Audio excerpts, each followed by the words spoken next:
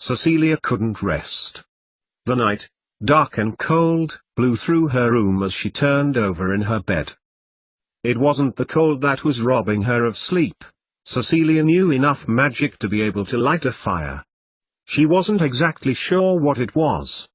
Perhaps it was knowing that it had been Septimus's big afternoon and she had spent most of her own afternoon wishing she could have been there, and wishing she had been with Remus. How proud her husband would have been of Septimus. Cecilia imagined in her mind the arena, with children standing around the edges with their respective houses, happy and confident that they would win. She imagined Septimus's face as he zoomed around on the broom that she had brought for him. It had been enough for Cecilia to try to operate the fireplace as a flue to contact Petunia. Her friend had told her the previous evening that she was going to be at Edgewood's, and Cecilia's heart had fluttered high at the happiness her friend who would see her son, and plummeting down to her stomach as Cecilia realized she wouldn't see her own. Now, sitting up in her bed, all clothing that was warm, including cardigan, blankets and sheets, Cecilia recalled not being able to establish a connection to Petunia, and she began to shift her thoughts about as she recalled Henrietta's arrival that fateful evening when the woman had arrived at Grimmauld Place only to spill her secrets. Deliberately. To cause trouble. But, in the end, she, Cecilia, had had a victory, if you could call it that. Petunia, who had been faithful to her immediately after that infamous evening, had also told her about Henrietta's death, not long after she'd arrived back at Durmstrang. A hollow victory. For Cecilia, even in the very depths of her soul, when she was at her worst, would not wish death, or possibly murder, Petunia had since told her, as retaliation. Nor Lily, who had been so arrogant about old magic that she had sent poor Harry to speak to her that week, who had made Cecilia feel like always the outsider, that she had to justify her existence. To this witch, and the other, she never really did have any animosity. Just pain from their treatment of her. Dragging herself over to the fireplace and putting her hand where the flue flame would ordinarily be, Cecilia closed her hand tight, then opened it, closing it again. She sat back on her shins, looking, thinking, at the grate. Well, she supposed, she had never been able to do it herself, though she knew the procedure. How well it would have been to speak to Petunia and know how they had all done. Just some connection to the life that she was determined would be her future. And, of course, she wanted to talk to Pet about science, about what she knew she would, if she tried for long enough, be able to do. Petunia never minded her talking about the scientific processes that she was trying. To Petunia Black it was from the realms of non-wizards and, as a result, she accepted it. Cecilia often thought how funny it was that, as a witch with a strong empathetic ability, she so readily denied it and was somehow comforted in the non-magical world. Cecilia lay back down on the floor and looked up to the ceiling. Science was definitely non-magical, and here she was, using it, for Remus, immediately, and so she could be reunited with her family, ultimately. And, who knows what else she would find out on the way. It was that excitement, coupled with the fundamental certainty that made Cecilia adore science. Unlike magic, it was everyone's. Anyone can find out something, all discoveries were testable. If it held up to attack, from all sides, then it was robust. As the thoughts comforted her, she looked across at the hearth again.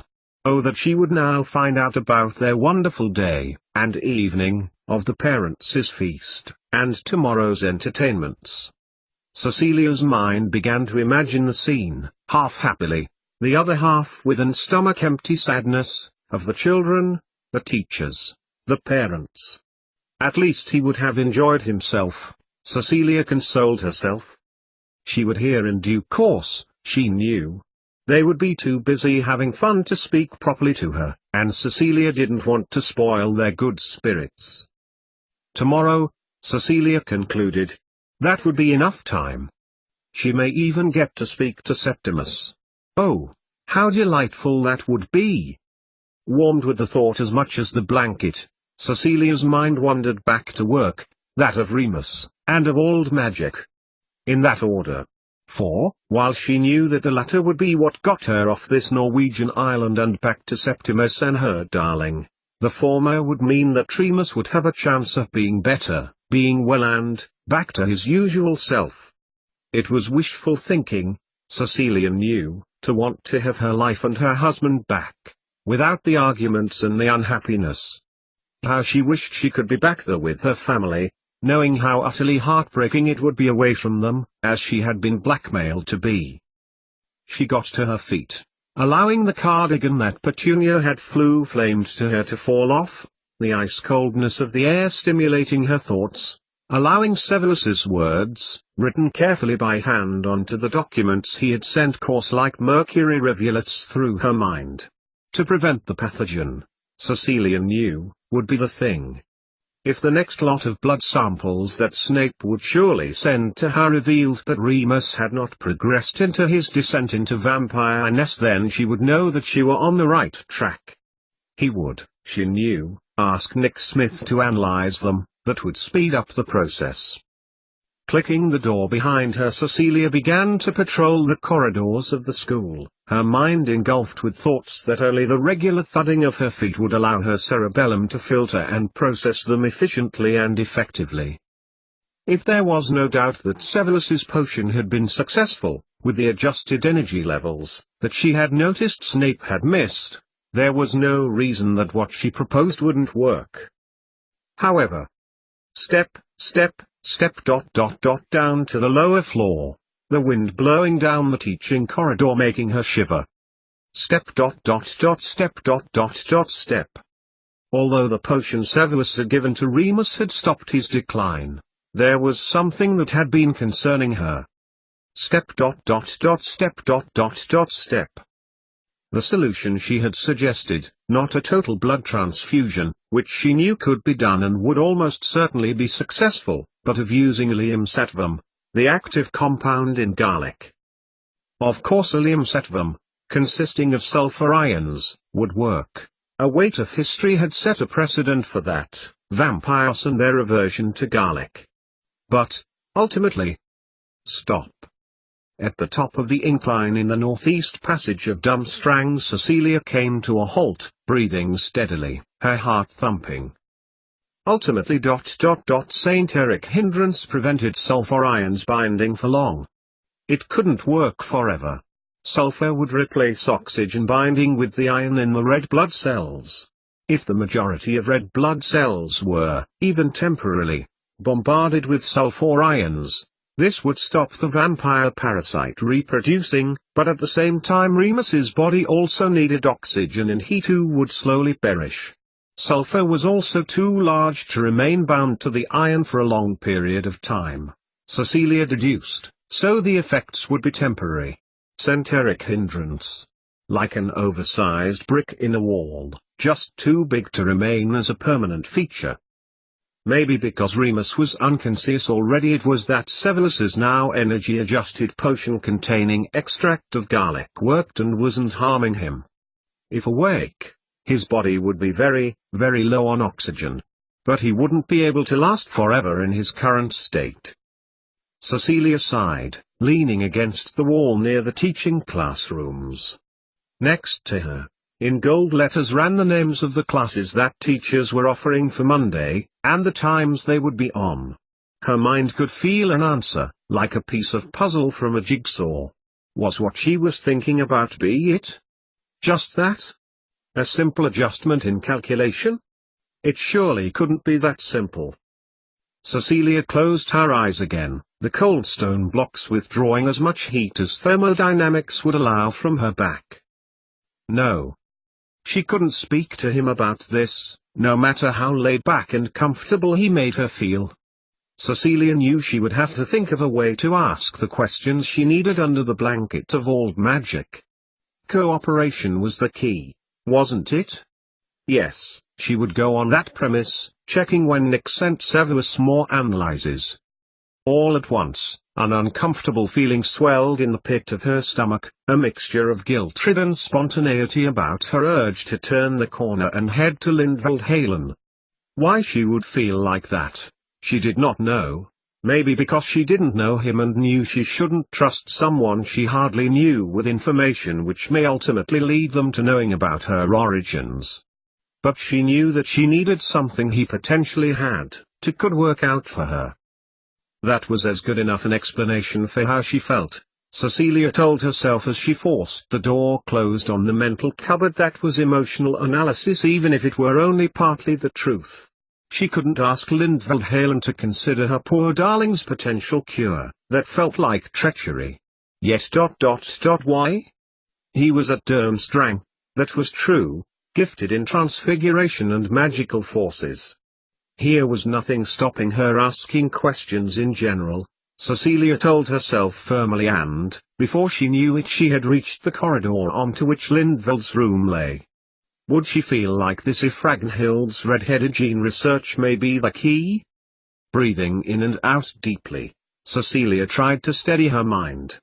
She had to be careful how she asked questions about his work, to act partially interested in his research while selecting her questions skillfully to get the insight she dash. A scream, loud and low, more like a groan, permeated the corridor, followed by another. Cecilia ran back the way she had come, knowing exactly what it was. At the bottom, near their own rooms, Cecilia saw dash in front of her the form of a witch, still screaming, and holding her face. Poor woman. To be born with such a gift that was, in turn, such a torture.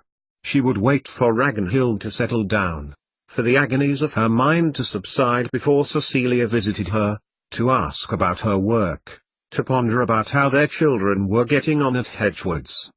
To engage her in normal things. Poor Ruth Teller. 88,888,888. And now, as he stepped purposefully towards the castle, in order to at last establish the nature of the situation that remained following his departure not 6 hours before, Cleus cursed his lack of instant, or at least semi-instant communication. All wizard communication technologies had been suspended, even owl messages at his behest, until the populace felt safe in their communities, which would take a good deal of time, he reasoned, given the depth and breadth of ferocious attack that the country had endured at the doing of wizard extremists, conjurists. And also to garner a sense of inter-community security, steps towards which Cleus had already taken. Even some spells had been temporarily outlawed, and he, Cleus, had spent the early hours of Halloween morning delivering a speech which called for unity, which decried extremism and urged patience and trust that the wheels of justice and righteousness would prevail. The arrests, and subsequent releases, bailed, for there was no evidence to implicate them, seeing as they were, before thousands of people at the Quidditch match, had been done in a tempered, measured way, so it could be seen by all that they were being dealt with calmly, with a measured, sensible approach. The statement had even been put out, at the assertion of the non-wizard Prime Minister, so as to reinforce the message with non-wizards too. Cleus was not unaware of the views of the wizards around him. The meeting he had chaired with the Ministry for Magic had been fraught. An incandescent, frightened Evelyn Fortescue, who had tendered her resignation of the cabinet and, indeed, of her ministry position, citing the Minister for Magic's inability to protect the country from terrorism. She had declared, going to join the NWRs, non-wizard reciprocators who had protested over the previous weeks against extremism and conjurism, had come out in force the night before with the wizard reciprocator movement, to do whatever they could to peacefully uphold law and order, despite being a witch, and had, to them all, declared that she would care if her powers faded, she was going to do something that was right. Cleus had then confirmed their position, and also confirmed the scale and extent of attacks on wizards and non-magical communities, seemingly indiscriminate attacks, but Cleus being Cleus, he had decided to allow the unspeakables, with their almost unconsciously operating mathematical and statistical minds, to analyze the locations and numbers of casualties on 30th October. After reassuring the ministry that their political position towards conjurists and wizard-non-wizard integration had not changed, something which he called the cabinet members to refute with no challenges, Callias had then moved on to the meeting with Gordon Brown. The non-wizard and wizard governments had always planned to meet on 1st November to discuss any changes to their own independently developed security plans. Prime Minister Brown had contacted Callias with the emergency red button in number 10 Downing Street where, in other circumstances, humorous suggestions of nuclear apocalypse might have been invoked by his own waggish cabinet members. Instead of widespread atomic apocalypse, the button simply activated a spell which left an SOS message for Callias which could be accessed by him alone in any fireplace. It had left the non-wizards satisfied that the wizards were giving the incident their every effort and pledged to support the action domestically by coordinating efforts of the police witherers. At least they were in agreement that conjurists were a threat to wizards, as well as non-wizards, despite the message transmitted for hours the previous night all over the country. And, Callias thought, as he strode purposefully towards Hedgewood's castle, he was grateful that the man was one of pragmatic forward-thinking acceptance of the wizard's standpoint, rather than one who would constantly question Callias's decisions. Now, as he approached the high tor that shielded the school from the bitter north wind that cut through all in its way, allowing his senses to be filled with the power that was he landscape, that was the wind and rocks and earth. His head must be clear, not least with the decisions he was still to make, unknown. As yet, as the situation was unknown. Callias sighed as he considered his journey bereft of wizard technological advantage, which had taken a few hundred steps backwards. He was walking to a bus stop, to catch 3 trains which would eventually get him to Hogsmeade, and walking to Hedgewood's, and had witnessed the utter devastation and destruction that the previous evening's attack had caused firsthand. Nearly all of the attacks had involved the shattering of glass, windows, doors, car doors. As he had watched the scenery go by, he had also seen the faces of those around him, and though he was unable to glean whether they were wizards or not, it made little difference. They had been standing around, in streets, in groups, pointing, talking, moving piles of rubble around, either by hand, or by magic. The people he had seen were just ordinary people, as far as he could tell, and were getting on with the cleanup level-headedly and pragmatically. The outrage to this would come, later, Callias knew, from all communities. The threats were one thing, but the spell that shattered glass simultaneously, like an opera singer with a wine flute, was another matter. The glass had splintered and been dispersed at high speed. A good number of people had been hospitalized. It was the anguish and questioning on their part as to why it had happened which was common in all. However, no one, he had been at pains to point out in either of his meetings that morning, had been killed, directly as a result of this desecration, not even the Mistborn that the intimidating, nationwide message had pointed out. It was a crucial point. If conjurists had wanted to kill those they labeled Mistborn, it could have easily been done. Their aims weren't war, but destabilization in the country. No direct threats had been issued either, the glass was indiscriminately broken, but the intention was clear, with flying glass and a disembodied voice that suddenly just stopped just after 2:30 that morning. Power, it insisted, you thought. We have the power to stop you. We can do whatever we please, penetrate your lives close to. You don't know who we are. But, thought Callias, as he crossed the edgestones, alerting Severus Snape to his entry to the castle, a court of inquiry would easily establish motive. It would put things straight and send a warning shot across the bows of the enemy. He closed his eyes in the mostly darkness, allowing the wind to whip by him, willing it to close the work door and open the one through which he could see a mental image of Septimus. His nephew, Callias saw in his mind's eye now, unkempt hair and his usual look of steadfast uncertainty, whose prized and irreplaceable broom had been reduced to ash by his house's head boy. Septimus had plunged 30 feet and, having been helped to his feet by the other teams who had already completed the lower hunt, Callias himself had left the school shortly before Severus had invoked the protection spells. All the issues with which Callias had to deal with, the non-wizard government of Britain, the reciprocators, the Hedgewood students, their parents, all of that evaporated now, as he looked down at the school. His 8-hour trip to meet with Severus Snape was just long enough for him to refocus on his many interlinked responsibilities and remember in his heart what really mattered, his nephew, and whether he was safe. 88,888,888. We don't know why the Dementors are ped, Severus. Callias, now in the thick-walled turret office of the school's headmaster, spoke, for once, candidly. All of the non-wizard children are safe at home now, saving 2, if you can call their homes safe given the events of last night. That was always the plan, they simply went a day earlier.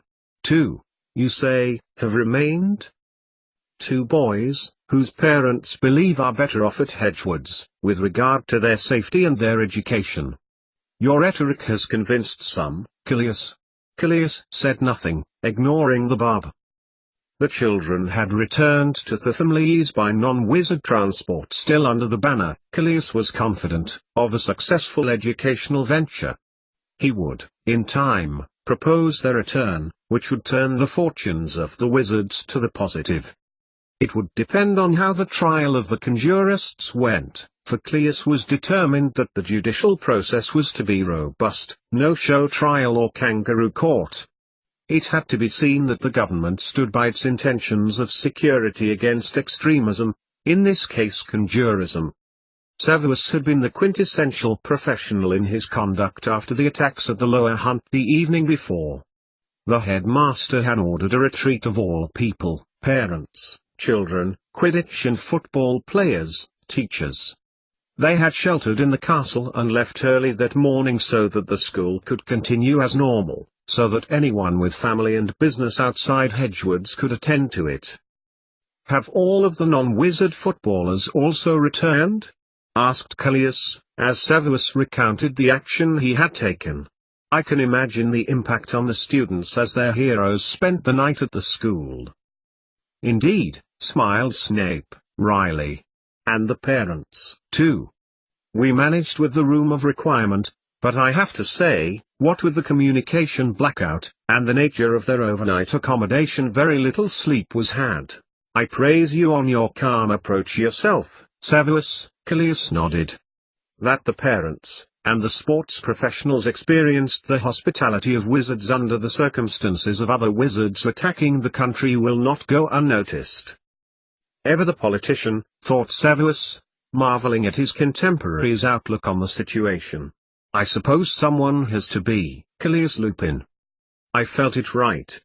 Indeed, a lot of parents confided their trust in sending their children to Hedgewoods, wizard parents as well as non-wizard ones. But I can understand the non-wizard government's point of view. And the mood in the school? As far as we can tell, aped from minor glazing repairs, everything is as normal. Severus paced around the office towards his desk, glanced down at some rolled-up parchments, then looked at Callias. I'll announce the winning house over breakfast, based on all of the competitions played. This time, Callias raised an eyebrow. Ravenclaw, added Snape. Will you stay for breakfast? It would be morale-raising for the students, and staff too. No, I cannot, Severus. Callias looked carefully at Snape. Unfortunately I have too many sharp daggers to juggle with, one lack of concentration and they might damage anything. No, he concluded. I'm needed. And besides, there is the situation of the Dementors. He approached Snape as the headmaster put down the Halloween score parchments. No Dementors were authorized to leave Azkaban, not least any from the government. At the moment, we have no explanation. No explanation for 3 Dementors which did absolutely nothing, as far as we can ascertain, other than circle above your watertight protection spell. Callias pursed his lips, then frowned at Severus. Do you know of any reason, Severus? Or for any of this which may be of help? None, although we may ascribe the way is thin to their appearance. How so? Now it was Severus Snape's turn to pause. He knew full well that Cleus knew whence Dementors originated and how they could pass between worlds. But this was not the intent of his question. If you mean, how does the using of Dementors fit in with yesterday's Conjurist attacks, I would not like to speculate. Cleus raked his fingers through his long hair, stretching a little as he waited for Snape to get to the point. The last 18 hours had been very long indeed. But this is what I believe. Possible invocation in some way into yesterday. Not being commanded directly, they did nothing. But, replied Cleus, trying not to sound patronizing, Severus Snape would not stand for that without equal retribution. The only other place they could have come from is from behind the veil, and in the capacity of being the only Mysteria, Gregor is guarding it, and with every measure in order in the department of mysteries too. Besides, Halloween is this night, he added. It's this night where the boundaries between this world and the afterlife can be crossed with ease, the night into the morning of 1st November. Last night was too early. You might think so, conceded Severus, carefully proceeding to his pensieve, large and misty, as it swirled above an oak table at the back of the office. Cleus followed him forthrightly. But instead of the memory store, Severus pointed to the words in a thick volume open on the desk behind the pensieve. Old Magic, by Felix Felixson, confirmed Snape as Cleus examined it forensically.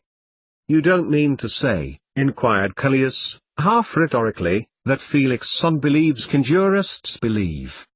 He bent closer, that Samhain is actually 30th October, rather than 31st?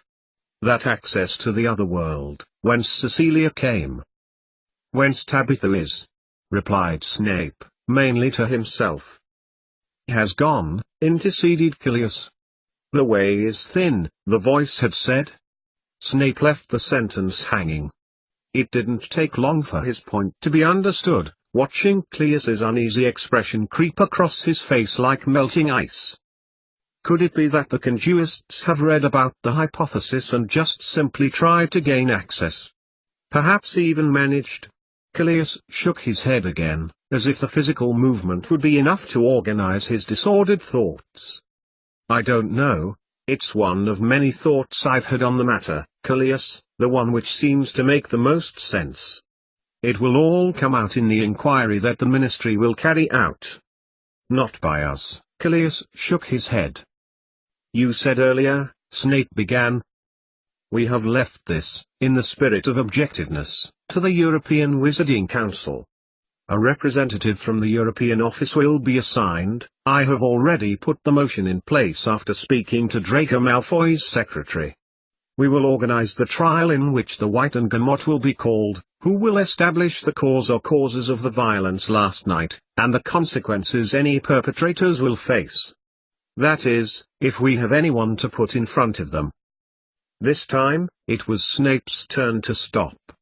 He looked into Cleus's deep blue eyes, the eyes of a well-trained politician, shaped as a youth by Snape's werewolf potion, as someone in perpetual service to his country in the hope that one day his service history would be enough to pay back the favor Snape had done him. It was just a pity that the debt that Cleus felt he must honor included the rest of the wizarding population. I was to share this with the reciprocators, when we next met, whenever we can, Cleus added pointedly. So many of the reciprocators were involved in the Ministry emergency talks or personal issues they had not been able to agree a time.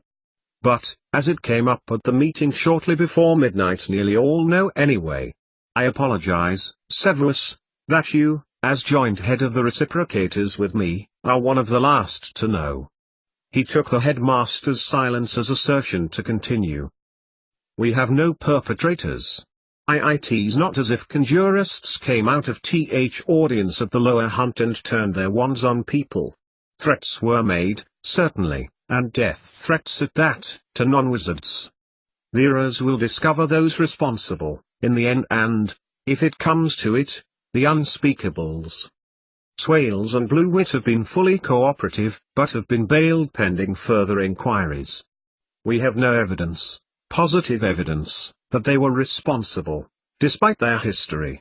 And, as we are in Scotland, Scottish wizarding law applies, and their case, I am certain, would result in a not proven verdict.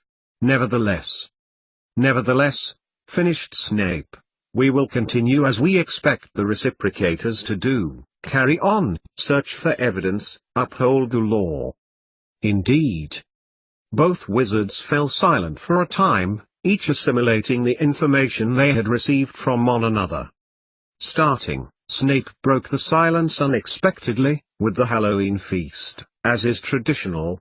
But first, a knock on his office door interrupted the headmaster's explanation. He frowned, then stepped heavily towards the door, thrusting it open and nodding as James and Lily Potter, with Sam in tow, head bent, stepped through. Dishevelled and tired, the three of them had travelled by broom, for the communications blackout had closed the flue and apparition had been suspended. Even then their journey had been fraught, having been stopped so many times and questioned about their travel intentions. "Severus," breathed James, his face lined with wear and care. "Thank you for seeing us so soon. I wanted to get it done as soon as possible so Sam's schoolwork would not be interrupted." Beside him, James Potter's youngest son nodded, his demeanor far from the bright, outgoing young man he usually was. Lily smiled thinly. She had stopped all night with Sam as he was questioned by the ministeriers, taken shortly after Severus's security spell had been lifted, as James had coordinated the efforts of the reciprocators. Callias stopped where he was. Severus had already said that he thought it would be prudent the Minister for Magic remained.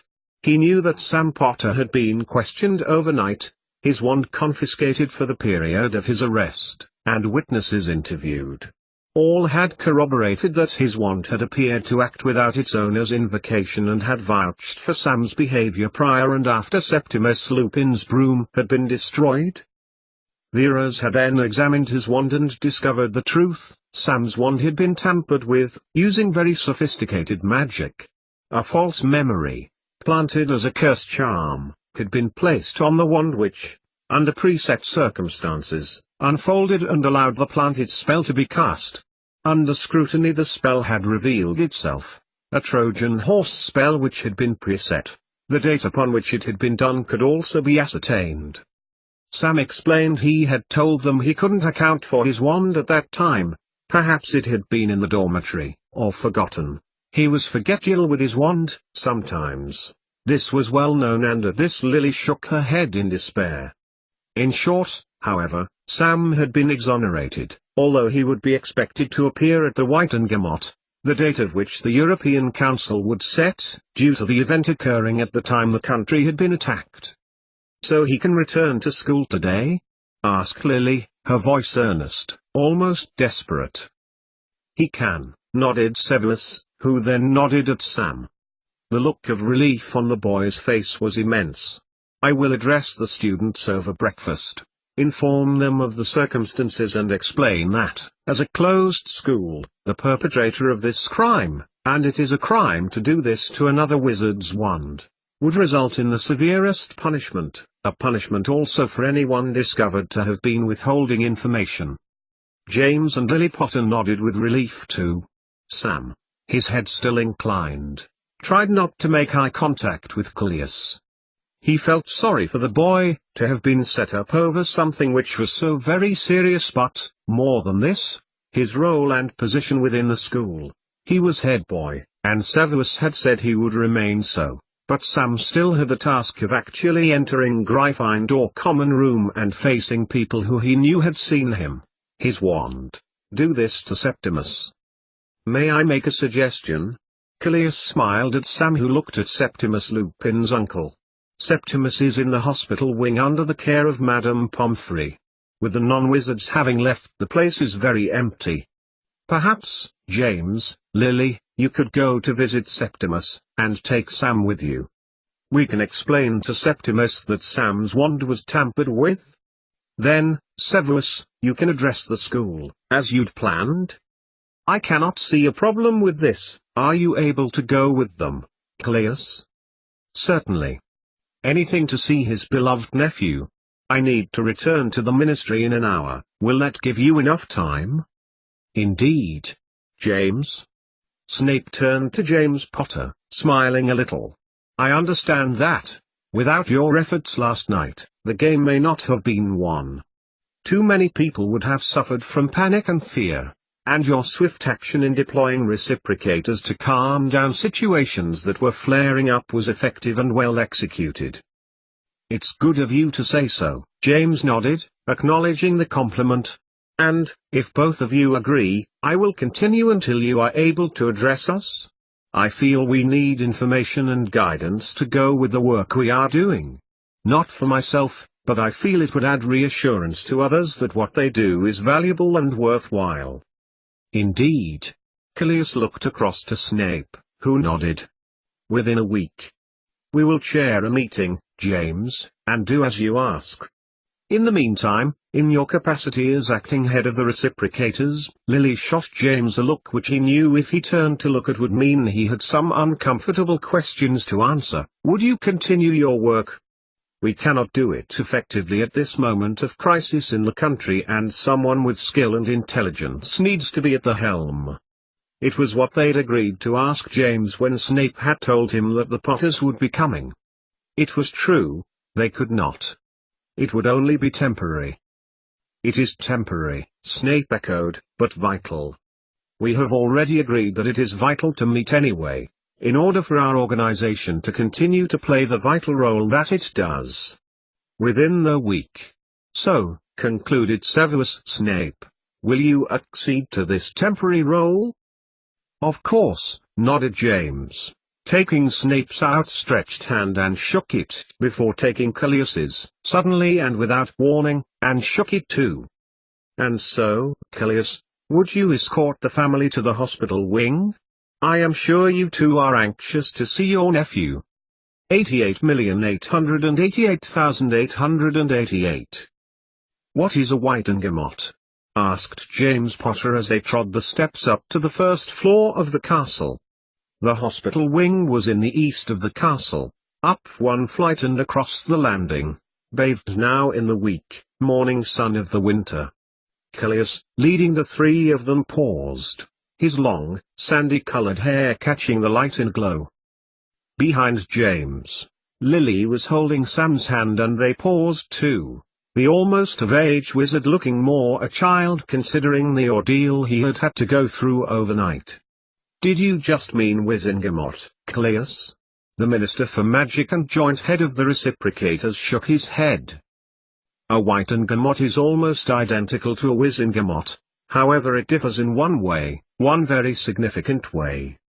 Non-wizards, chipped in Lily, smiling a reassuring smile to her son. Indeed. When the trial commences, and especially if the wronged party has originated from the non-wizarding community, 12 non-wizards are in attendance in order to witness the trial, its premise and its outcome. They can then report back to their communities that justice was done.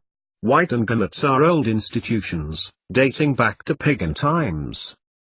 They commenced walking again, although were soon stopped at the door of the medical room by an unprepared Madame Pomfrey. Moments later and an irate healer navigated because of the promise that Severus Snape had indeed sent them up to see Severus, and the only patient had his uncle sitting on a chair next to him. Septimus was asleep but woke at the sound of voices. He wasn't that ill, he explained to Callias, and he would probably be allowed back to his house that day. Callias told him to take it easy, if his eagerness to be out of Madame Pomfrey's care was motivated by the Halloween supper, it would be easy for it to be brought to him, a fact confirmed by the healer who returned Septimus's helpful expression with one telling him that he was stopping for a little while longer. James expressed regret at the circumstances surrounding Septimus's lightning-shot destruction and his bruising and battering from the fall, but that was all Septimus had suffered, and had pushed Sam forward to apologize, which he did, his face ashen and dull, his head bent in shame. But Cleus then went on to explain that Sam had been clear of all charges, how his wand had been tampered with using an exceptionally advanced spell. James then offered Septimus the money for new broom. "Oh, Mr. Potter." Sam's voice was slow and careful. "I am glad you're coming back to be our head boy." Septimus smiled at Sam. "You are very good. He is very good," he added, to James and Lily. "But..." Septimus looked down. "But Mum got me the lightning shot at Diagon E just before the start of school and ... and..." He looked back at James, his eyes earnest. "It can't be replaced, it's the only one ever made." The conversation quickly turned to the events of the rest of the day, how there would be singing and traditional Samhain storytelling, followed by the feast, and James and Cleus recounted their time at Hedgewoods, with Remus and Sirius, and it wasn't long until Severus returned and welcomed Sam back into the school, taking him back down to the Great Hall, to the events of the day that would unfold, of which had already been spoken, until Lily and James had to leave the heavily guarded castle and, shortly after, Cleus, hoping that he would be able to get to London and back onto his intensive work in sorting out the mess of the previous evening. It wouldn't be long before Septimus Lupin dozed back off to sleep, his body aching dully, only to be woken a few hours later with his friends surrounding his bed and spending the rest of the Halloween afternoon with him. 88,888,888. The rippling had stopped. Whatever had caused the paradox in the first place, the rippling that had carried to infinity one way, and then back again, to infinity at the other, had suddenly just stopped. Tabitha didn't know how long she had been atop a cloud memory, watching the absence of undulation, wondering not how the movement had stopped, not even why, but what had caused its cessation. She already knew the answers to the former two, that the cause of the incompatibility in memories had been corrected for, and the reason, that the lie had been discovered. But she did not know the circumstances as to how it had been righted. It didn't matter, she mused, watching around her for the figure she had been keeping in her sight. Not there. But, of course, it wouldn't be. Not now. Poking her head down into the clouds to ascertain origin and whether or not it contained a fighting chance of available food, Tabitha's mind fixed on the next step of her assignment. She hadn't found them yet, but it would be found. Time meant nothing here. In the distance, the person was still there, much further away from her than he had ever been. She had found him. How pleased she was. For now, he was found. He was already gone, out of sight, as if he had never been found at all.